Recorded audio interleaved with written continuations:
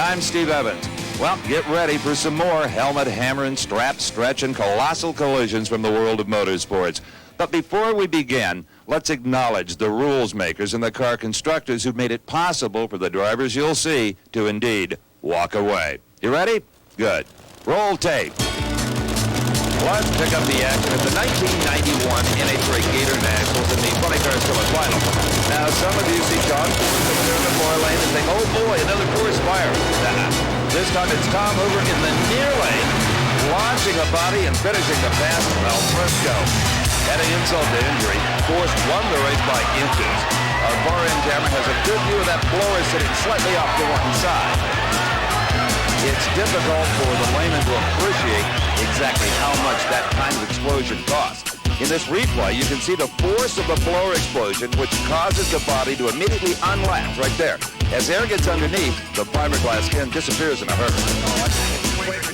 Next, we move to qualifying at the 1991 Mid-South Nationals. Roy McClanahan in the far lane had to react fast as the left rear tire let go, causing his car to immediately want to make a violent right turn. It's a testament to Corey's driving skill that this was not a much more serious incident. Same race, round one. Frank Hawley in the far lane and Gerald Lynn, Coors Light Dragster, had a similar problem. But this time at a higher speed. The right rear tire shreds. The car turns violently left, almost getting into Frank Bradley. Once again, great driving. Heck, you've seen that happen to other drivers, but that was a first for you. Yeah, it was. You know, I didn't really know what happened. I thought possibly a frame broke or something because it hit the ground pretty hard, but moved around a lot, and obviously you think about staying out of the other driver's lane, and it wasn't all that bad. What was the technique you were using to keep it under control? If you've ever seen Steve Kinzer drive, that's what I was trying to do. Little sprint car action. Yeah. Okay. In funny car action at the Mid-South Nationals, Jim Murphy got a surprise that every funny car driver dreads. Step on the pedal and kaboom. It gives new meaning to the term, in your face. Jim White went on to make a great pass, but the Murphy team was looking at major damage to a very expensive race engine. As we look again, Jim Murphy has just stepped on the pedal, a valve hangs open, fire backs up into the blower, with the result being a power lift to the body that Jim Murphy will not soon forget. Moving to qualifying action at the 1991 Spring Nationals, funny car driver Freddie Neely in the near lane loses control right at the start. Even though he lifts off the accelerator immediately, it's not enough to keep from swapping paint with a concrete guardrail. Speaking of swapping paint with a guardrail, let's move to top alcohol funny car action in Montreal. That's Bob Elliott in the far lane. Ouch. That's one of those sore in the morning kind of deals. Now, let's talk about a guy who had just about the worst luck of anyone in the 1991 season, Richard Hartman. Things began here at the Summer Nationals with this unbelievable wheel stand. He actually had all four wheels off the ground before landing, scraping the oil pan and starting this fire. The car came to a stop quickly, and he was okay. A lucky boy, Richard Hartman. Richard, when did you first know you had big problems? When I lifted it, the front end didn't come down. Next thing I knew, the body was coming off. I knew I was in trouble. What unlatched the body? Apparently just the air got underneath it, and it kind of just like a dragster, it just tried to take the body right off the chassis, and it did a good job of that. And then when it came down, the A-arms broke, and I had no control over it. The most important thing is you're all right. Yeah, that's all right. The damage to that car was obviously extensive. Got to remember, there is no suspension to absorb any of the shock. Now we move to the Mile High Nationals in Denver, and more trouble for Richard Hartman. It's round two against Al Hoffman when right off the start something gets under the tires. Hartman turns right and paints the guardrail blue and white. Next, it's trouble at the Heartland Nationals in Topeka, Kansas. Hartman in the far lane picks out the rod right off the start and immediately has his hands full. Oil under the tires, fumbling for the fire extinguisher, the brakes, and the seatbelt latches. A busy young man. Richard Hartman spent his whole summer walking away. Richard, in a situation like that, your talent is as important as the fire bottles. Yeah, you got to get the car stopped and keep it off the guardrail, and sometimes that's hard to do when you're skating around in oil and you got smoke filling up in the cockpit. But that time, luckily, it happened right off the line, and I was able to get it under control pretty quick. It's been a tough year for you, kid. Yeah, real tough. Richard Hartman, a very brave but composed young man. Big trouble in top fuel at the California Nationals for veteran pilot Jack Ostrander. A valve hangs, the blower pops, ripping a tire. The rods kick holes in the block, igniting hot oil, and at top speed, the rest is inevitable. Jack Ostrander is headed for the wall in a fireball.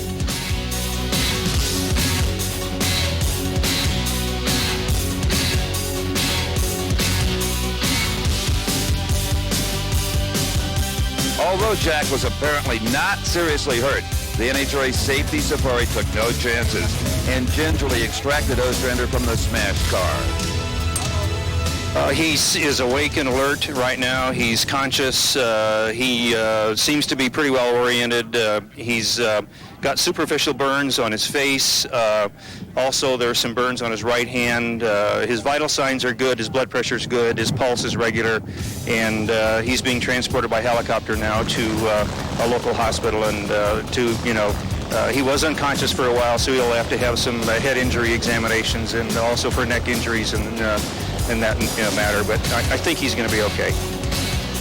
Translation: he was just fine and showed up at the next race. But he wished he hadn't shown up in Dallas, Texas at the Chief Nationals later in the season in his backup car. In qualifying, there was more big problems for the man from Michigan. Once again, he found himself hurled into a concrete barrier at over 200 miles an hour. And although there was less fire, Jack Ostrander had to know that his racing luck could get no worse. In replay, we can see exactly what happened. Just after the finish line, the chassis appeared to break right behind the engine. Then the force of the parachutes deploying caused the rear section of the car to separate completely. At that point, all control was gone, and Ostrander was a helpless rider. Jack Ostrander is shaken, obviously, but he has survived his second terrible accident this season. You okay, Jack? Sure. I don't know what happened. I don't think anybody's sure what happened. A lot of things may have happened. I don't know. The motors look like it's still together. I don't, 2 in 1 season, that's more than any man ought to have to experience. One's enough. Believe me. One's too many. He's fine. With that, Jack Ostrander's season was mercifully over. Wyatt Radke ran selected races in 1991, and it seems that the races he selected were the ones where he had problems. In qualifying at the Northwest Nationals, an oil fire started building early, and Wyatt could not get to the fire extinguishers. When that happens, it's big trouble as the cockpit fills with smoke and all a driver can think about is getting out. Radke's car was engulfed by billowing smoke when the safety safari crew showed up. They had it out in a hurry and Wyatt Radke was uninjured. But an understandable rethink of Wyatt's racing philosophy was already underway. 2 races later, in a qualifying run against Ed McCullough at the U.S. Nationals, it was the same problem, only bigger at the finish line. The car absolutely lit up the afternoon twilight as uncontrolled fire began the process of totally destroying the race car. After an incident like this, there's really nothing salvageable but small pieces and parts. And even though Wyatt Radke was uninjured again, it was obviously a demoralizing experience for the Chicago Trapper crew. At the North Star Nationals in Brainerd, Minnesota, again alongside Ed McCullough, maybe that's his problem, we found Jack Wyatt putting an end to his season of nitro car racing. In round 1, things immediately went from bad to worse. With oil under the tires, Jack loses control, and with the fire in the cockpit, all he can hope for is to get the car stopped and get the heck out of it.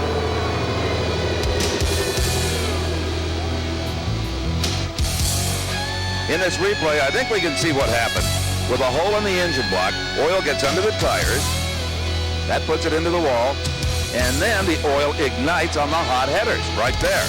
After that, Jack Wyatt, like many others, is just along for the ride. He can't see a thing. The first time Jack had one of these incidents, he said, "Hey, Evans, does this mean I get on TV?" Well, at this point, he was rather sick of us. Jack was uninjured, but his formerly white helmet is testimony to the intensity of the fire inside the cockpit. There's no better drivers in Top Fuel than Kenny Bernstein and Joe Amato. That's why we were surprised a bit at the 1991 Keystone Nationals when both of them had horrible problems on the same run. First Bernstein with a moonshot of a wheel stand, Amato almost totally losing control of the car. What'd you think as it was going up? Man, I was mad. I just knew I was going to have to get out of it, and I knew he was history. I knew because we were running good, and I said, man, and there it goes up, and all of a sudden you can just see sky, and I said, that's it, all I can take. Off the throttle and crash, and I knew it's coming down hard. Now watch as Corey McClanahan then comes off the starting line in his spy run at the Winston Finals. This is truly bizarre. The blower pops, and the throttle is now stuck open. We knew Corey was in trouble, but not exactly what was wrong. I mean, earlier we saw him do a great job driving with a blown tire at Memphis, that here, despite his best efforts, there was nothing he could do to stop his runaway dragster. Even the chutes weren't helping. He was going too slow. Right now, he had decisions to make. Turn left and try to drive to the parking lot? That could be very dangerous. Head to the sand trap at the end of the racetrack? Yes, that was his only choice. But the car would be heavily damaged. At about 90 miles per hour, that, of course, was inevitable. Well, Corey, you knew you had a runaway car before any of us did. Yeah, I mean, in that case, I didn't know what to do. I couldn't unstick the throttle. I pulled the parachutes. I did everything that they give us for safety-wise to stop the car, other than using my feet. You know, I didn't know. There wasn't a dang thing I could do. I didn't want to go through the parking lot. It might hurt somebody else. I had to do what they make these things for, drive it right through the sand. You did a fine job. Thank you very much. Corey rebuilt for 1992 and was second in the Winston Championship chase. All right, let's switch gears to mud bog racing at the Mississippi Valley Fairgrounds in Davenport, Iowa. In this incident, Ben Medina from Olathe, Colorado, knew that there was little room for error in that floor lane. Now, probably distracted by mud in the face, Medina was in big trouble against the wall.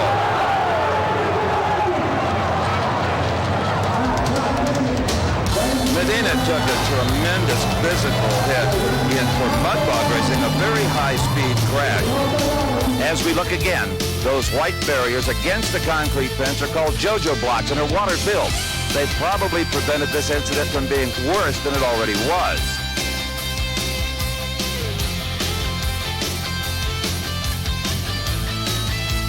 This second angle shows that even though the impact was essentially a glancing blow, the devastation to the mud racer was complete. And I'm sure you saw in this replay the tremendous hit the roll cage took directly on the racetrack. It held up intact and is one of the reasons that Ben Medina walked away. But in this case, it was to an ambulance where he was taken to a hospital for observation. Okay.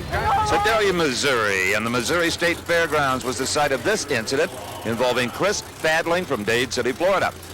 Chris was in the far lane in the Jeep funny car called Just Do It. Chris had just turned 16 years old, and you can be sure he had very little driving experience of any kind. It showed.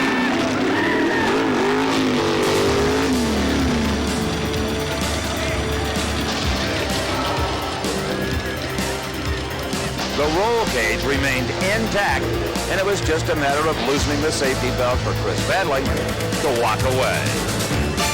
Walk away, no doubt thinking if he could calm the cash out of Dad to fix this thing and get his mother to let him do it again. That was going to be the biggest problem.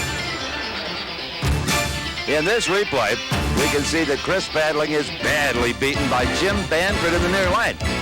But just at the finish line, the Jeep gets wildly out of shape and begins to roll, eventually coming to rest on its top. Well, one thing can be learned from this. If you've got an onboard fire extinguisher, make sure it's attached rigidly. You can see this one came out of Chris's car on the left there. It's spinning around. It was more of a hazard to Chris and anyone else in the vicinity than the accident itself. Young Chris was all right, just a little shaken up as heck anybody would be. But the Jeep, well, that was another matter, as we said. The owner, Chris's dad, had his work cut out for him if it ever was to race again. In Sedalia the next day, after a night of rain, Kirk Dabney in the GMC monster truck Nightmare was about to have one of his own in the slick shutdown area.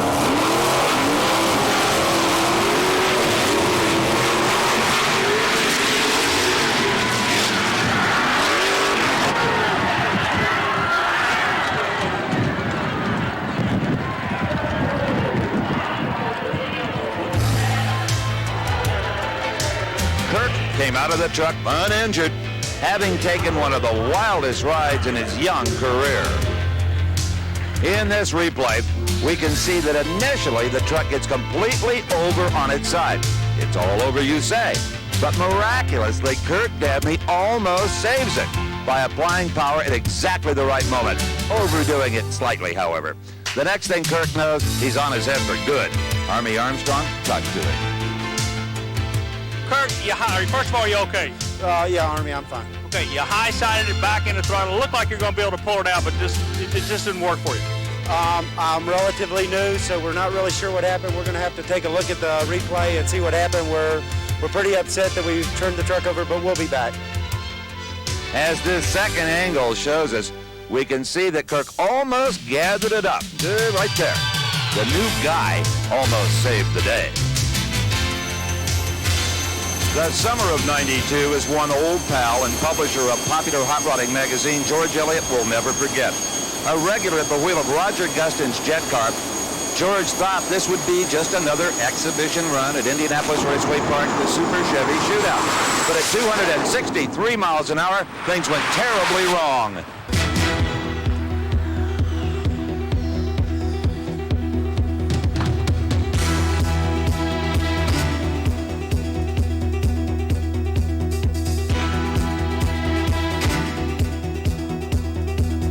The jet car became a jet plane. Initially, releasing both parachutes at the same time was blamed for the accident. But a further study showed it was an aerodynamic default that sent this car heading for the moon. Watch the impact against the wall. In fact, it came down on the knife edge of the guardrail. Incredibly, George Elliott walked away without a scratch. Watch it again. He had a co-pilot.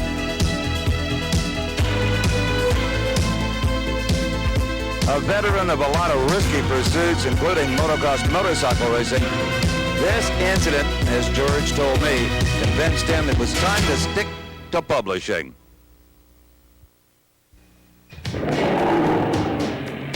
The Monster Mile in Dover, Delaware. It's called the Monster because it eats dreams. Those that attempt to ride its spine do so at their own peril. The turns are like canyon walls. The straights bank steeper than many tracks turns. Concentrate everywhere. Rest nowhere. Few leave here unscathed in equipment or spirit. 500 miles anywhere else is a Sunday school picnic compared to 500 on the Monster. It's a rush like no other to bring the Monster down, but exhausting to fight it and lose. In our first visit to the Monster Mile for stock car action, young Michael Walden was setting a speed record down the front straight in reverse. In replay, we can see that Michael's trouble started entering turn 4. As he exited the turn, the car gracefully turned 180 degrees and headed down the front stretch backwards. At first glance, we thought that he might be able to gather it up without damage. But the high banking at Dover sent everything to the middle, and his day was soon finished against the pit wall.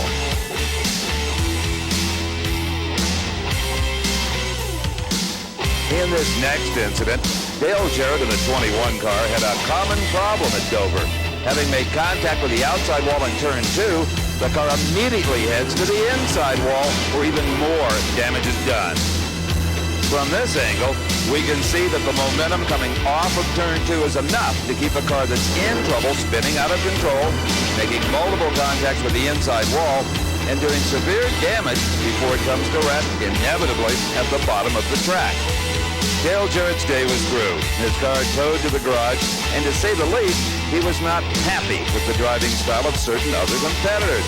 When a man is in this mood, approach him very carefully if you're a reporter with a microphone. Unless, of course, you happen to be his older and bigger brother Glenn. You'll have to ask the 22 car what happened. I don't know. I just riding in line. We were passing the 26 car, and next thing I know, I'm turned sideways. it's unfortunate the car was driving good. Just kind of, passed him as we came to him. It's just unfortunate. I'm about tired of this. I can guarantee you from now on that this won't happen anymore. It's going to be on the other end. I've had enough. Jimmy Spencer in the number 98 car found himself in the unenviable position of being all over the track in this incident in turns 1 and 2. Obviously, the car was heavily damaged. His day was done. Now here in replay, we can see that as Spencer's car is exiting turn 1, he comes into contact with the number 15 car on the inside. The resulting spin sends him out of control to the outside wall where he hits hard. Then, because the banking is so steep here at Dover, the car immediately heads back down track, sending other competitors scrambling to predict where he might land. Oh, I just got run up underneath somebody. Somebody hit me and turned me around, just racing, I hit the wall in the beginning of the race and knocked the toe end out, knocked the rear end out of square, and we just were riding around there, It wasn't running that bad. We were about one lap down and felt that we could have brought the car home still in the top 10, but, we got put in the wall, but that's racing, as they say.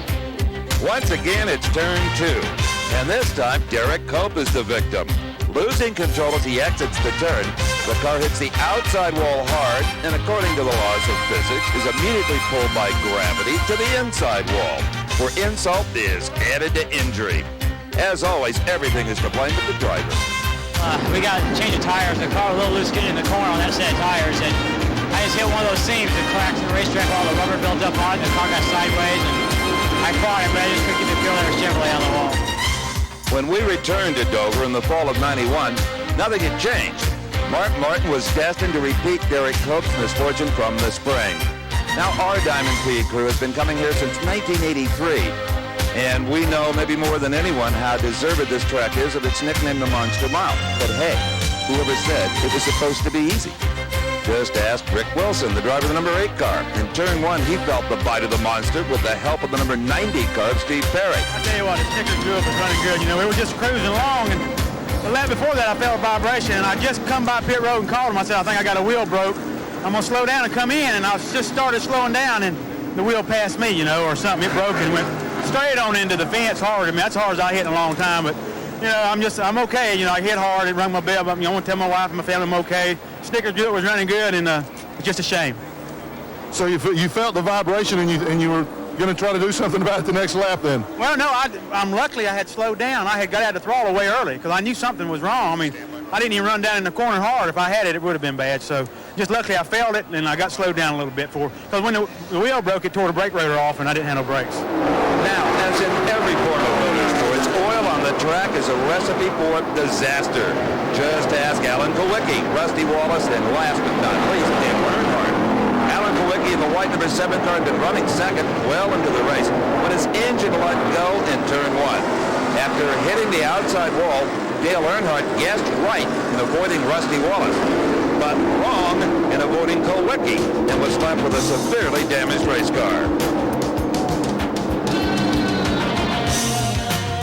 We've got a replay. Kulwicki's engine has already let go, spewing oil in turn 1. Kulwicki spins up the track, followed immediately by Rusty Wallace in the number 2 car. Now watch Dale Earnhardt as he realizes what's going on. He heads to the outside and avoids Wallace's car. But then there is Kulwicki and absolutely no way to avoid hard contact. On top of a blown motor, the body damage to Kulwicki's car from the impact with the wall and Dale Earnhardt's car was massive. Moments after the incident, Glenn Jarrett talked to Rusty Wallace, trying to make sense of it all. All that happened is I went down the back straightaway, trying to stay in front of here again, keep my lap, or to get my lap back, and I got behind him, and Alan went down that corner, blew a motor. When he blew up, just threw oil everywhere, and just took a big slide in oil and got in the wall, and that's it. There's a lot of that at Dover here today. When something happens right in front of you like that, there's nowhere to go. Yeah, the engine blew going in the third turn with no warning. I hit the wall pretty hard, but somebody else hit me after that, but I think I'm okay, and that's the main thing. So that's racing. There's a lot of ups and downs, and we'll be back. The car was running really good. Here again was pretty tough, but we were probably better than anybody except him, and looked like we had at least a sure second place out of it, but that's the way it goes. Then the Monster Mile bit nearly everyone.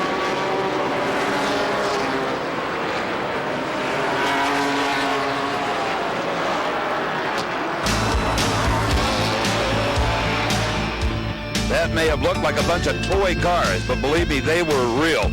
On the restart of the backstretch with everyone packed close together, 19 Chad Little was the first to get out of shape, followed by almost everyone else, including Ernie Irvan, Ken Schrader, Dale Jarrett, Sterling Marlin, and Michael Waltrip. Glenn asked Ernie Irvan, what happened?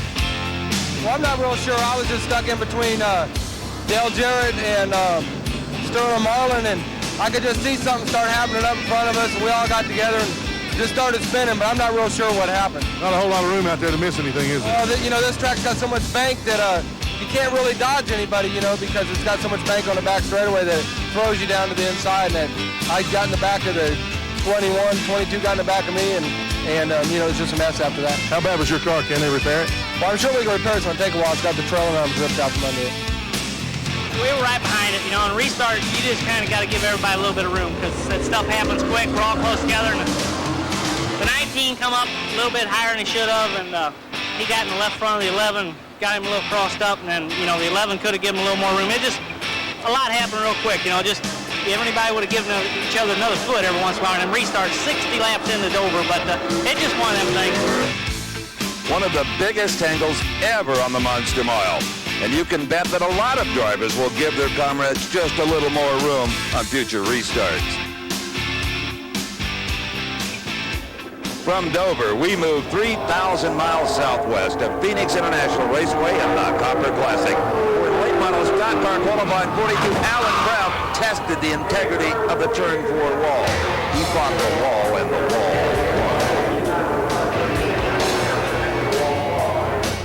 won. Now, in reality, this is so easy to do.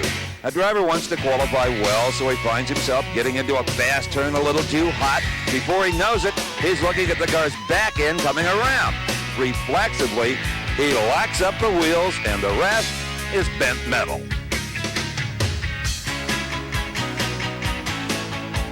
As for Alan Brown in that 42 car, he obviously took a good shot, but he walked away a little poorer. Now here's a man who should have known all the pitfalls of surface track racing, the legend himself, A.J. Foyt. But in his first appearance in a race car in more than a year, the zeal to qualify well was his undoing. Everyone's first thought was that he had re-injured his leg, but he was unhurt. Once again, a classic mistake even a Foyt can make. A.J. dipped the left front wheel under the line, entered the turn too hot, and the sheer momentum pounded the spinning car into the outside wall. And unarmed and courageous Brock Yates caught up with A.J. moments later.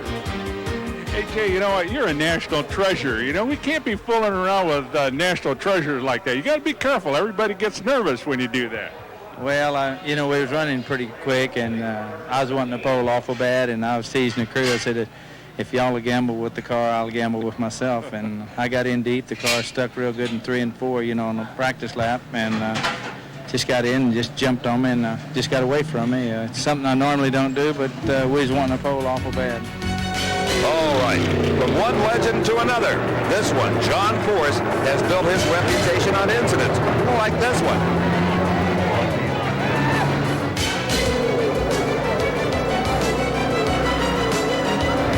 Many of you will remember John's 1990 season, filled with bone-crunching action.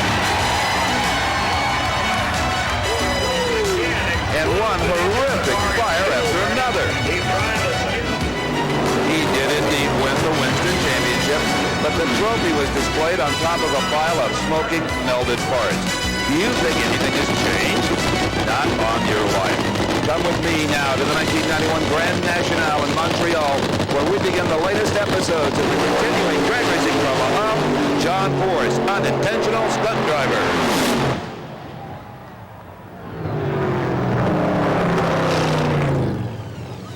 To John Force and Austin Coyle's credit, they thought they had the explosion on every run problem solved. But we're back. What can I say? That was strange. Gave no warning. Motor was trucking, and again, we did what we had to do with the race car trying to run Lloyd T. I don't even know what she run, but it was a queer deal. She never lights up like that on me, and we got spare bodies, we got spare everything. We'll just have to fix it. Kind of amazing. John Force captured the championship again in 1991, but there was plenty of excitement in store for 92. We joined the Force team at the 1992 Mid-South Nationals in Memphis. In the funny car semifinals, Force is lined up against Al Hoffman. It is the closest race of the year in funny car, only to be capped by this.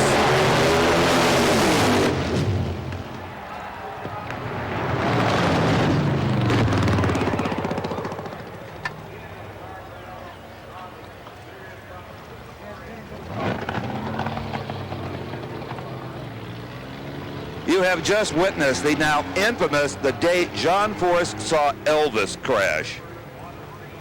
Again, miraculously, John Force scrambled from the wreckage of another car. He truly is something. The difference at the finish line was less than 1/1000th of a second. Force lost, then the engine exploded. In this second replay, the car had become engulfed immediately, and it was only seconds before the rear tires exploded from the intense heat.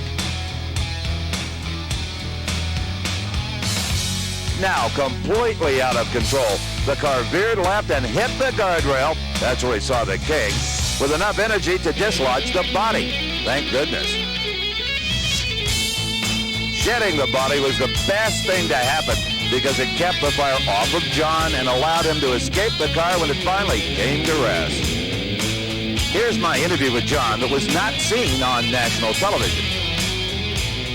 Bitching, huh? Is this live? Close enough. Sorry, Hoffman, we got you covered, buddy. Do you hurt? You got any burns? How are you? Get rid of the body, no fire. Them safety fire guys, I love them summer guys. I couldn't believe it. She was backwards, and I still had fire, and then I realized there was no body, and they were right on top of me, but then she rolled, and I couldn't figure that out, and just kind of climbed out, but pretty exciting day. But we got a brand new spare one in the trailer, and one by Pluger being built. They ain't putting us out of the deal. And the rest of them guys, we took an 800 points lead, and that's what it's all about. Ever the showman, John paraded the burnt car down the racetrack in what had to be a bittersweet moment for the Winston champion. Recovering from such an incident is a huge task for even the best teams.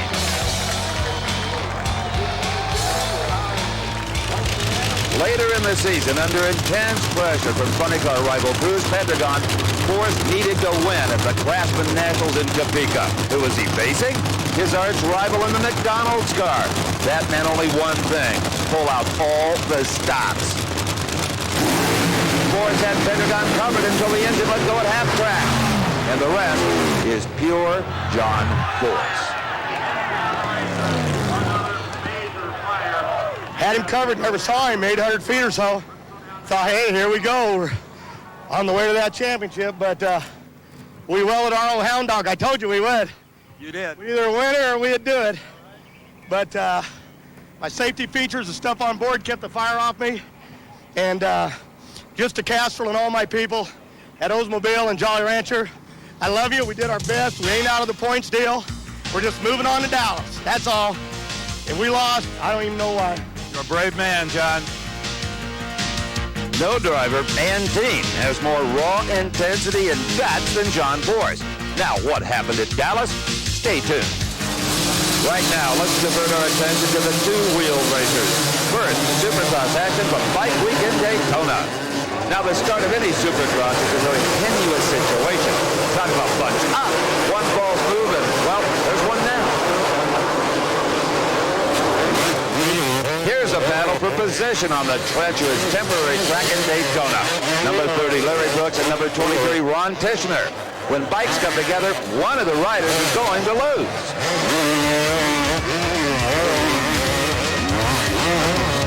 In this replay, here comes Brooks on the inside going to the pass, but Tishner closes the door, and Brooks, trying to take evasive action, becomes unbalanced. The bike going one way, Larry going the other. Ouch.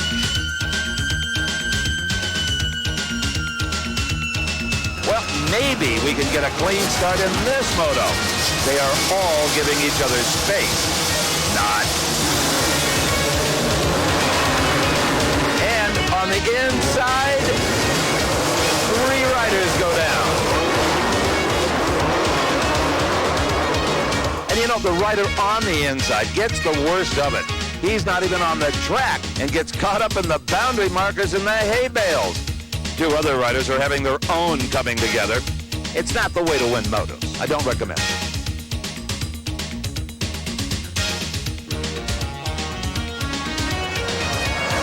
Now, watch the second bike in your picture and repeat after me. Tank slapper.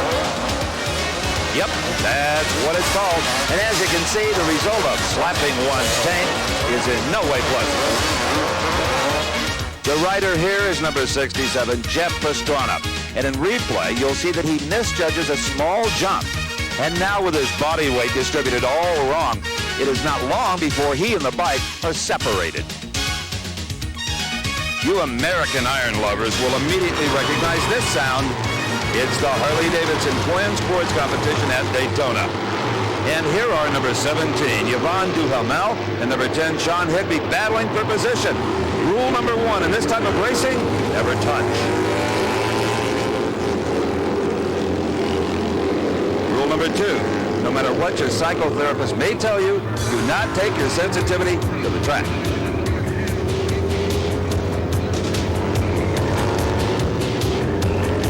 In this replay, Duhamel looks to be going for position on the outside and just touches Higby's rear tire.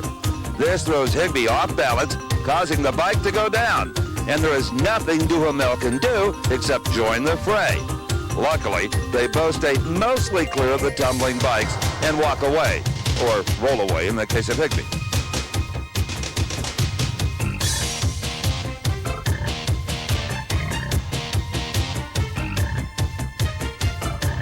Now here was a frightening incident in the Daytona 200 itself.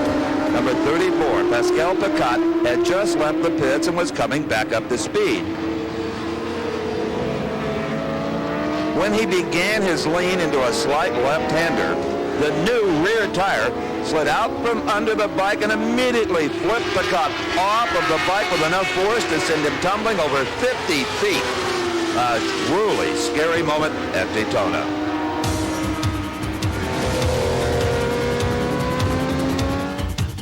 In replay, we see that the rear tire came loose, bringing the bike sideways. As the bike lost momentum, the rear wheel dug in and immediately flipped Picat onto the pavement.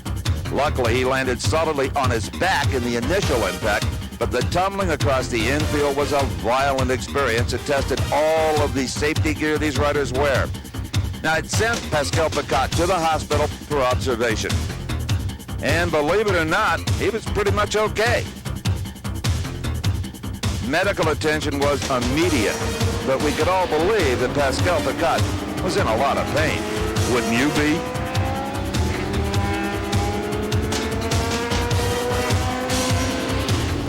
Right now, however, let's move to Mechanicsburg, Pennsylvania, in the world of outlaw sprint car action.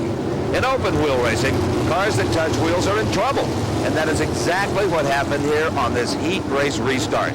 Watch the back of the pack as number 1C Billy Crawford and 66A Bobby Fletcher come together on the backstretch.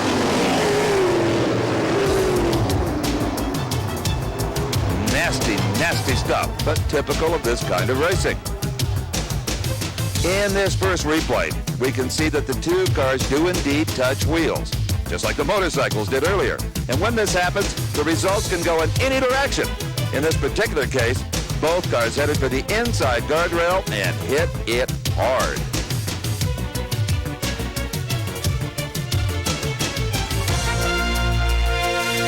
In the next replay, the cars have already come together and sheer momentum flings them to the inside. Luckily, neither car flipped and neither was substantially damaged. Quite obviously, though, Bobby Fletcher in the 66 car did get the worst of it.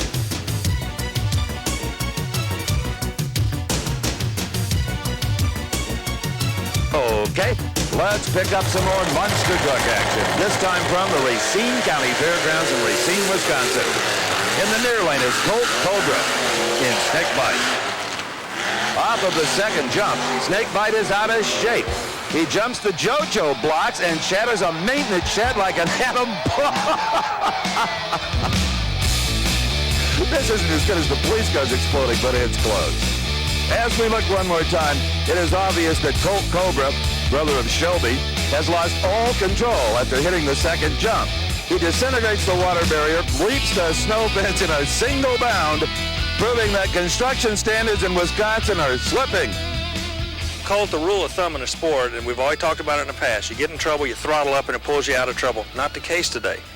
Army, this left lane, it's a pretty rough lane. The right lane, a lot of guys qualified in, is a lot faster lane. I drove that barefoot truck. I knew I was going to have to run hard and run fast. Kind of threw me off to one side there, and the back end sprung up on me. I was powering out of it. I was kind of looking for the remote control guy to be killing me, and it never came around. And next thing I know, I was sitting in the barn down there. So, it's one of them freak accidents that happen. This is a pretty short track here.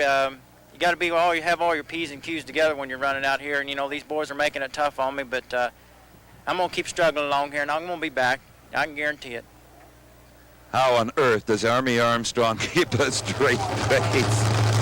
In our last monster truck incident, I got to get a grip. We traveled to north central Pennsylvania in the Bloomsburg Fairgrounds, where it's King Crunch in the far lane versus Barefoot. A good tight race, and at the end, King Crunch loses points.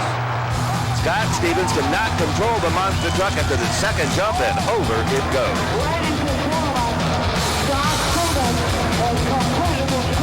As we look again, this is serious stuff.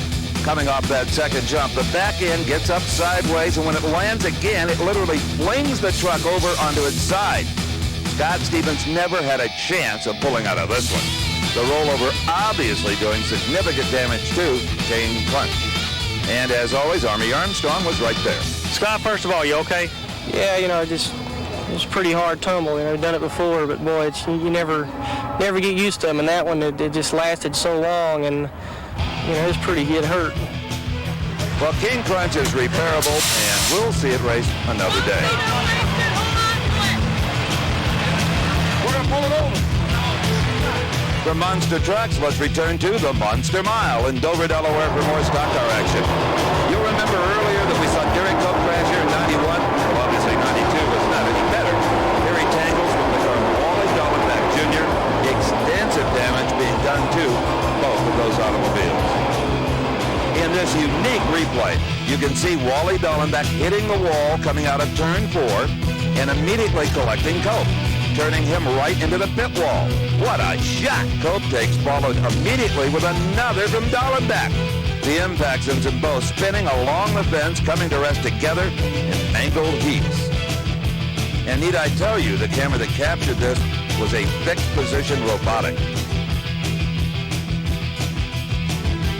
Well, we had got a loose set of tires, and the car was backing up a little bit, and it started to come back on me, and Wally looked like the car got a little bit tight, pushed up on the corner there, and he started going right onto the wall, and I tried to turn the car left to get out of the way, and he just come back into me, and we didn't have any place for the pure letter filter Chevrolet to go. Yeah, that was quite a hit. We were fighting a pretty bad understeer all day, and that last time coming out of 4, it just took off for the wall, and there's nothing I can do. I'm sorry that Derek had to get caught up in that, but it was quite a hit. Now listen, as the in-car microphone captures this Mark Martin incident and commentators Buddy Baker and Neil Bonnet's response to it. The only thing missing there is a smell of tire smoke, isn't it? That's pretty well the way it is, I see. As we slow down the action, Mark Martin and Dave Marcus have tangled on the backstretch. Martin, completely out of control, heads straight for the infield and hits the barrier hard. He was, however, able to continue in the race.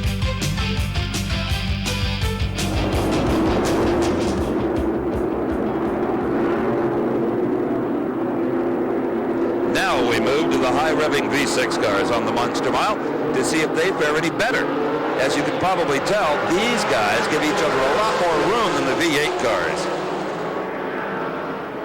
Well, obviously not. The big loser was Bobby Labonte in the red number 44 car, who got up into the fence in turn 1. No big deal, just a little sore. What happened out there? Well, I don't know, it got down to the end of the corner down there, and 2 cars went sideways. I'm behind the 59 car, and I'm on the brakes. I got hit from the rear and got turned sideways, and after that, it hit pretty hard. So just thankful that Slim Jim Chevrolet ran good all day, got a little TV time. Hey, we're all right. We'll give them next week. Well, do you know who started the incident? No, I know. It just everybody was bunched up right there. I don't know what it was, but somebody started spinning. 2 cars started spinning, and I seen cars behind me coming faster than they probably should have. And hey, from there it's over. Well, it's pretty hard out there, isn't it? Well, I tell you it is. I never hit that hard before, but we'll be sore tomorrow. We'll get them later. Now here is what happens when one car nudges another car from behind. Generally, the car in front gets the worst of the deal. Just ask number 63, Chuck Bound. And add insult to injury, here comes the 08 car of Bobby Dowder to give Chuck another shot, as if he needed it. In the replay, we can see Bound heading for the inside, which is what happens in every incident on the Monster. Right behind him comes Bobby Dowder, who takes a good lick himself. They both continue to scrub off speed as they again make contact against the inside wall. In these kind of incidents, you can bet the driver wakes up in the morning with black and blue marks where the shoulder straps were. Well, we were just racing hard, and the tires were cold on the restart, not gripping that well. I broke loose coming off 4. I caught it, and I thought I had it straightened up, but I had to come out of the throttle to catch it. And in doing so, I lost my momentum. I think Jeff Gordon got into me a little bit from behind. He didn't mean to. It was just hard racing. Just one of them deals. What a terrible way to start a week. Yeah, things haven't went exactly how we hoped, but car was running good. We were on the lead lap. Something happened with Chuck Bound up there, and I got out of the throttle, and Richard Lassiter run into the back and turned me into the inside wall. Well, the word we got from Chuck was his car got a little loose, and as he cracked the throttle, then Jeff Gordon bumped him. Just started a chain reaction, I guess. Yeah, that must be it, because I said I saw them all turning around, and I just eased out of the throttle, and Richard must have been right on my back end, and he just got into me and turned me around. A similar incident a little bit later. Again, proving the point that bank straights have the effect of sending every incident into the inside wall. Here, Jimmy Spencer and Jeff Gordon get some rough treatment from the Monster.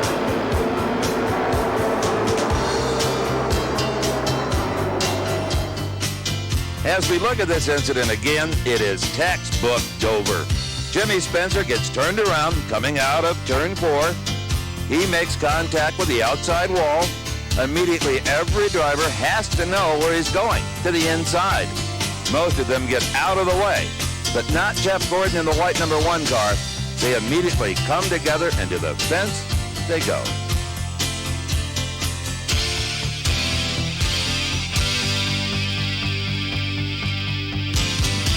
Second verse, same as the first. Our speed camera shows Spencer in the initial stages of the incident. He spins all the way around and makes contact with the wall on his left rear corner. Now it was Dale Earnhardt's turn to feel the wrath of the Monster Mile in turn 2. With a loose race car, that particular turn is especially treacherous, and the slightest misstep will spell the end of the day. Once again, the last stages of the spin carry Earnhardt's car right to the inside where the wall administers the coup de grace. It's over for Dale. Sorry to say, we blistered left rears all day, and tire tore up. It was tearing up. I was getting under Terry. I was okay behind him, but I got him in front of him. He got up under me, and it's loose made me loose, and I kept trying to get away from him. Probably should have checked up and got back behind him in the road, but, it's fun off the 2 over there trying to get away from him, but one of them deals, one of them racing deals. Well, we saw as you passed Terry going into turn 1 to take that position, it looked like your car immediately got awfully loose. Well, it did. Behind him, I was okay, but I probably should have just rode in fourth, and I knew the tire, I was having a problem with the left rear, and, I should have rode, but I was going for it. Was the fact that you can't run the cambered rear ends now, was that any part of the problem that's causing the tires to blister? Well, that's a part of it. It would be better with the camber, but, that's the rule. That's the way it goes. It's just not your style just to ride back there in 4th place, though, is it? Not hardly. Just costs us a race car, that's all. Meanwhile, back on the quarter mile, it was time for another member to be inducted into the exclusive Blowover Club. This time it was Jimmy Nix receiving the invitation from Pomona and the 1992 Winter Nationals.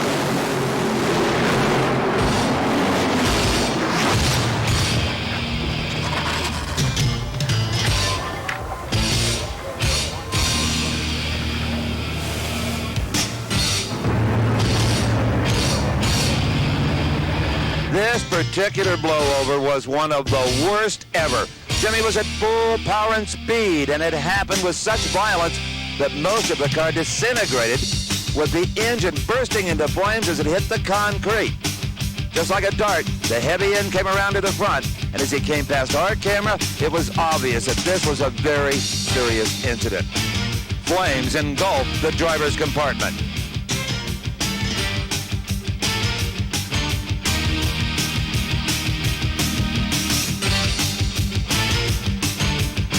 Closer inspection shows that the canards, the small front wings, broke loose and turned upwards, providing lift instead of downforce. Jimmy Nix was flown to an area burn center for treatment. Before the end of the 92 season, he was back in the cockpit.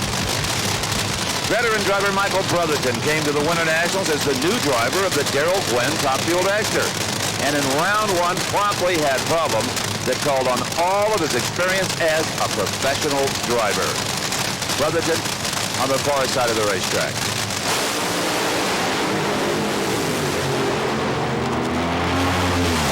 Brotherton wins the race, but loses the war as Darrell Gwynn, the car owner, looks on. The parachutes basically burned off. Does he go into the sand trap? No, he won. He wants to race again in an hour and a half.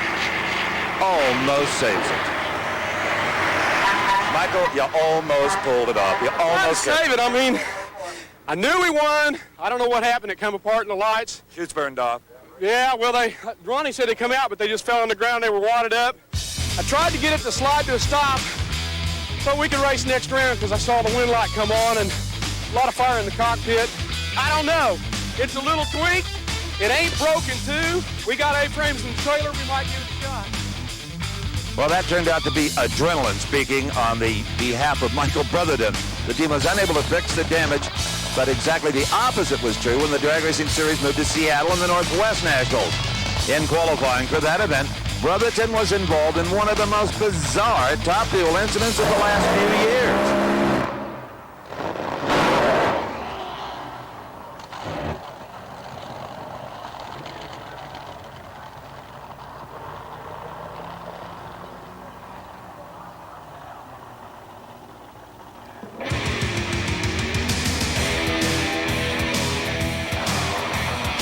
That was just too weird. And unlike anything I have ever seen, just off the starting line, the car made a violent right turn and almost gracefully rolled over onto its side. With the throttle stuck open, the spinning rear wheels caused the machine to pirouette around the racetrack. As you might imagine, the damage being done was extensive as the car managed to hit the guardrails with both ends. The nose of the car was obviously the most extensively damaged. But in what seemed like an eternity, Michael Brotherton was trying desperately to bring the car to a stop and avoid any further damage. The engine's still running here, even though he had got off the throttle, the fuel pressure not allowing the butterflies in the injector to close completely. Magnesium sparks being ground away as more and more damage is done with every tick of the clock. Throttle hang open possibly? Yeah, these things, the fuel pressure's real tricky on them, and a little bit happened once before in Gainesville, and when you're that close to the starting line, before the high speeds bleed the fuel off, the pressure's way up, and when it zings the tires like that, the fuel pressure goes even higher. So when you lift off the pedal, it don't want to follow your foot, and then things go downhill from there. So you're okay? We're fine. We're fine, yeah. Same cannot be said for the race car. In one of the greatest efforts of the year, the Gwynn team was able to repair the car and come back to win the Northwest Nationals. It was an inspiration to everyone in the racing community. Eddie the Thrill Hill is always a tough competitor. And at Le Grand National in Montreal in 1992, he wanted low elapsed time in qualifying and did what he had to do to get it. On this particular day, that meant exploding an engine, blowing a tire, and burning off the parachutes. That's all. But Eddie Hill is one of those you gotta do what you gotta do kind of guys. Well, I try not to thrill him like that, but I guess a little of that goes along with it. What did we turn? 5 flat low elapsed time track record. All right, that's what we needed. All right, I'd blow another tire for that. I rest my case on Eddie Hill. And then in round one at the Mile High Nationals in Denver, Eddie came to the line against Clayton Harris. Hill had already ruined 2 motors at this event, and any more damage was a stiff blow to the fortunes of his team. Not only did Hill grenade an engine, Clayton Harris did too. And it was only good fortune they did not come together in the shutdown area of the track. Whoa. Eddie's wife, Brucey, she knew her husband was okay, not her first day at the track. But the sight of another expensive engine going up in flames, it meant at that point in time, their drag racing season was over. They were broke. Their sponsor came to the rescue, and they showed up the next weekend at Sears Point, ready to race. The trouble for Eddie Hill in Denver started immediately after the green light. The tires broke loose. There's the smoke. The engine revved up beyond all tolerance, causing a hydraulicking situation, resulting in the rods being kicked out. The oil fire was immediate and intense. Ironically, the exact same thing was happening to Clayton Harris in the near lane. In this second angle, you can see the magnitude of the fire. It caused the left rear tire to blow, taking out part of the wing.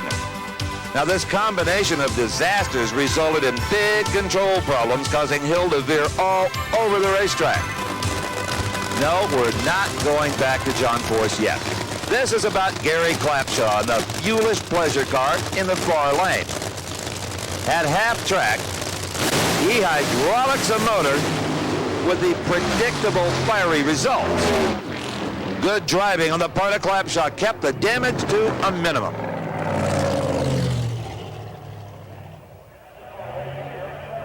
Well, Gary, these things are no fun for the real veterans. When you're not all that accustomed to it, it can be really horrifying. Yeah, you just want to get the car stopped and get out of it. You know, that's what's on your mind, and see if you can get the bottle set off and the laundry out and get things stopped. So, yeah, that's what I tried to do and got out of it, flopped out of there like a big tuna, you know. But we're talking. That's the important thing. Yeah, I'm fine. I'm fine. Car's burned a little bit, but we'll be back. There is nothing more frightening to a funny car driver than to see the 2 little Lexan windows in the firewall glow orange. And that is exactly what happened to Gordon Mineo, the driver of the car in the near lane.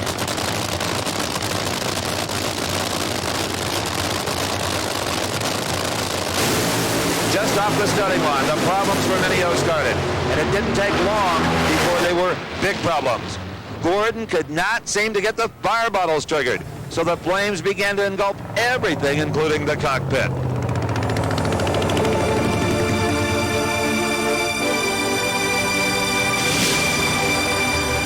Thankfully, it was only mere seconds until the safety safari was on the scene, helping Gordon Mineo through the escape hatch to fresh air.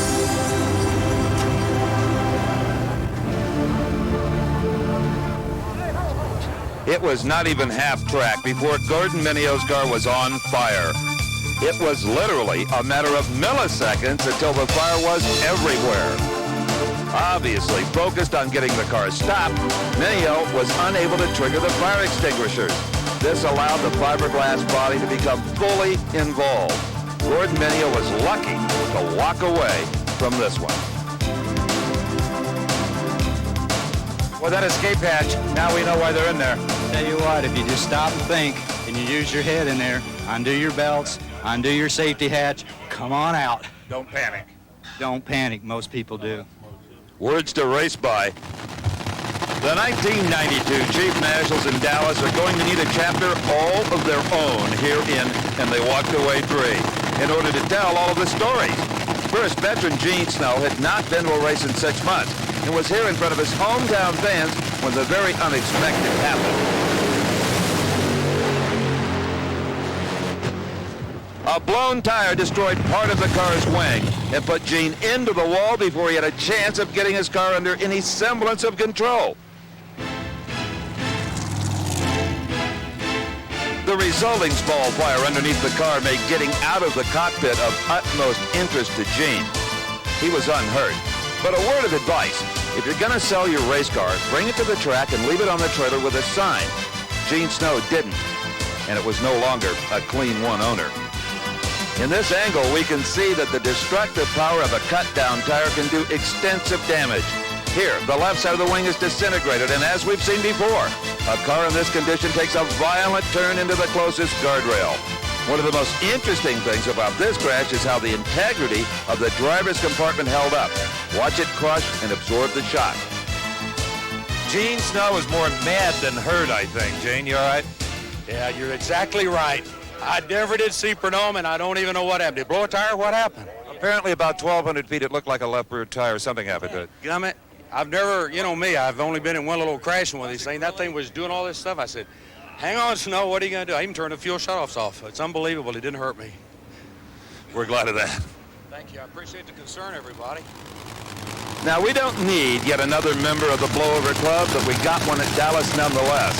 Young Doug Herbert, who up until this event was having the best drag racing season of his career.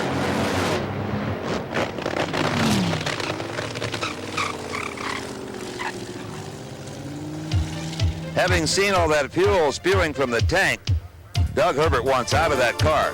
A quick-release steering wheel made it a lot easier than it might have been. He was just fine. This blowover was not as serious as many others that we have seen because it happened closer to the starting line and the car was not traveling at top speed.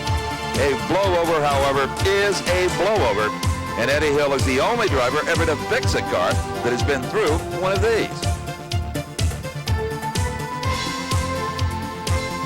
The blowover, the worst fear of any top fuel driver. You had no defense. It was gone from the minute you stepped on the pedal. Yeah, it started coming up a little bit. You know, it held about 1.5 feet, but it does that every time it leaves the line. So I wasn't real worried. And I've been in a lot of boat blowovers before. And as soon as it got up, you know, as soon as it probably got up about 6 feet, I realized what was happening. I got my foot off it, and I pulled the fuel shutoffs, and it was just too late. Believe me, whenever this happens, every top fuel team puts a little more angle in their front wings or maybe a little lead on the front end to help it settle down. The track at Dallas is especially treacherous for short wheelbase sportsman cars. The all-concrete surface amplifies any problem, be it mechanical or driver related. In the competition eliminator class, Dave Blair in the near lane found this out the hard way.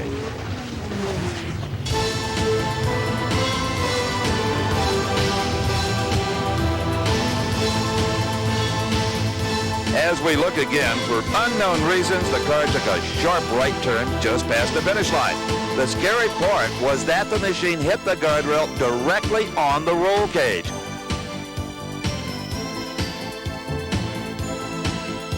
After bouncing off the far wall, it proceeded across the track, tumbling just once, and came to rest at the opposite guardrail.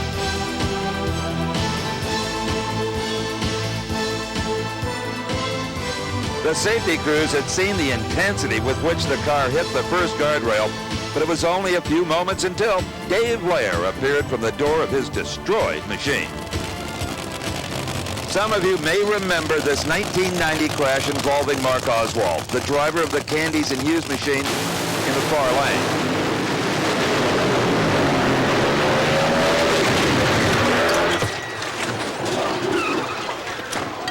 It resulted in one of the most thoroughly destroyed race cars in the history of the sport.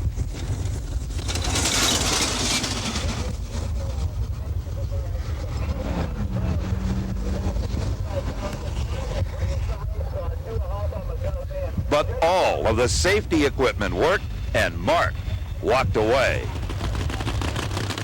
He was back in 1992 at the wheel of the Petosa Brothers entry, and regrettably, his luck at this track had not changed much.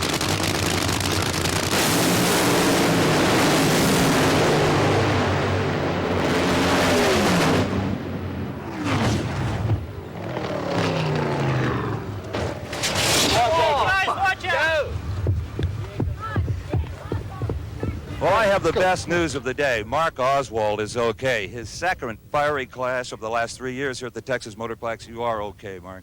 Yeah, I'm fine, Steve. It's just a shame. You know, he was out on me a little bit, and our car made the move where it normally does, and I went right around him, and then something let go, so I don't know what it was. This has not been a good track for you in funny cars. No, it really hasn't. Really hadn't. You know, I thank the Petosa brothers. They've really stuck by us. It's a shame what happened to their car, but we'll be back again another day. Although not as serious as the earlier crash, try telling that to Mark Oswald.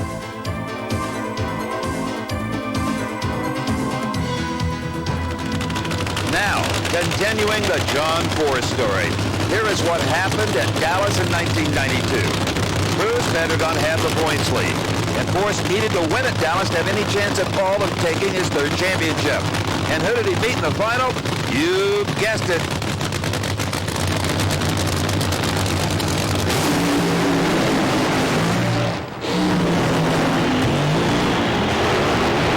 John was disqualified when he hit the wall. He wasn't thinking about that. His sheer determination to get to the finish line first shows exactly what makes up this man. The Pedregon crew went mad on the starting line. Their victory all but clinched the 1992 Winston Championship. This was shown live on the Nashville Network. I've never had such reaction to any racing coverage. It was incredible. Announcer Brock Yates described it as a short-track stock car race. Force wall-to-wall, hit the wall at least twice, and at the far end of the racetrack was really semi-conscious. How he got the chutes out and shut off the engine, nobody really knows. Watch one more time. Pedregon looks like he's beat. Force loses traction. Force loses control. Force hits wall. Force hits wall again, this time much harder. Here comes Pedregon. Forget the disqualification. Cruz still got there first. Force's bell was, as they say, indeed rung, but he insisted on walking away.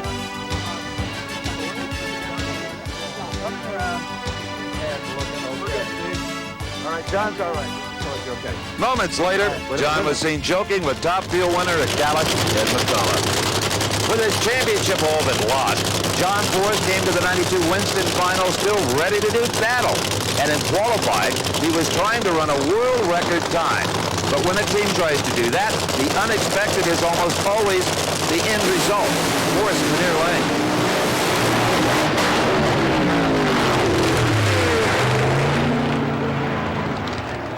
This was John's fourth crash of the 92 season. And you have to wonder, what makes this guy keep climbing back into the ring?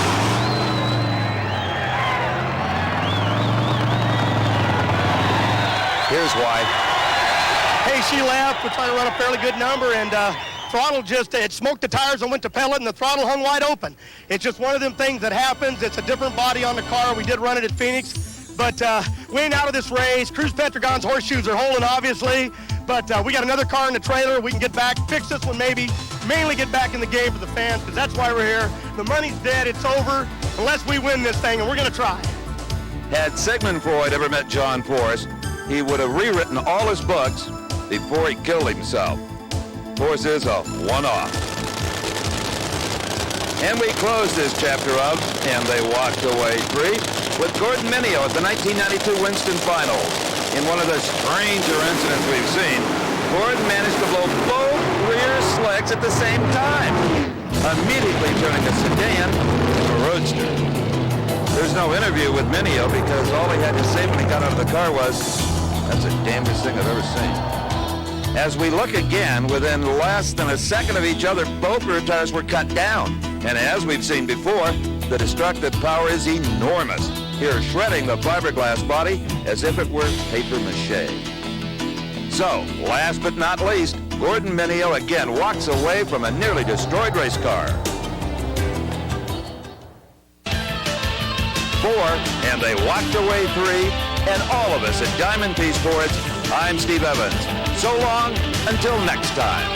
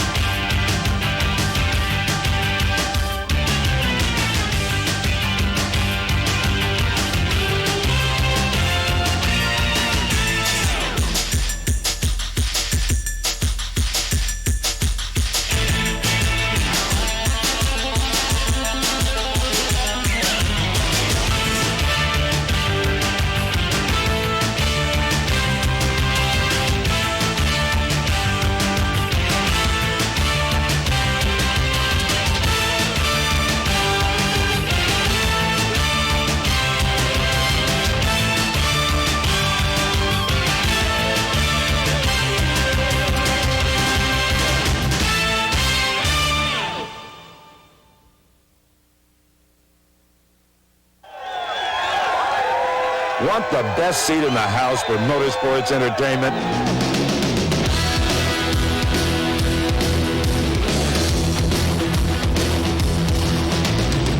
Then Diamond P Sports is your ticket for excitement. With over 30 spectacular titles from which to choose and the growing Diamond P inventory, you can build a home video library of your favorite motorsports action that you'll enjoy for years to come. For the drag racing enthusiast, Diamond P annually presents the entire NHRA Championship season in review. You get all the dramatic action as the best drivers chase the elusive NHRA Championship crowns. For an exciting and comprehensive look at recent drag racing history, there's Decade of Thrills 1 and 2, examining the most chilling, agonizing, and emotion-filled moments of the 70s and 80s. Funny car fans can't get enough of Fabulous Floppers 1 and 2. While the sound and excitement of Pro Stocks takes the stage in Hot Rods from Detroit. Interested in personalities? Well, Diamond P presents these legends in Garlits 1 and 2, Don Prudhomme, and Shirley. With its monster trucks, mud racing, and tractor pulling that cranks you up, then Shake, Battle, and Roll, and Shake, Battle, and Roll 2 are for you. For sprint car fans, the unpredictable winged World of Outlaws are featured at the famed Knoxville Nationals. Beginning with Knoxville 87, you can get the entire collection of annual mayhem. And fasten your seatbelt for a treacherous journey up, over, and off-road takes you from the Baja Desert to outrageous stadium racing in a decade of off-road thrills. Plus, don't forget about Supercross. It's an aerial dogfight for these two-wheel warriors as they fuel the intensity for the flight to the finish. And finally, to complete your library, it's the best-selling duo of And They Walked Away, Volumes 1 and 2. The most breathtaking moments from the Diamond P archives. Racing's most spectacular spins, flips, wrecks, and fires are included in these two incredible videos. To order or to receive a full color catalog detailing all of the terrific titles available, just call 1-800-421-0725 or write to the address on your screen. Diamond P Sports. We make motorsports come alive.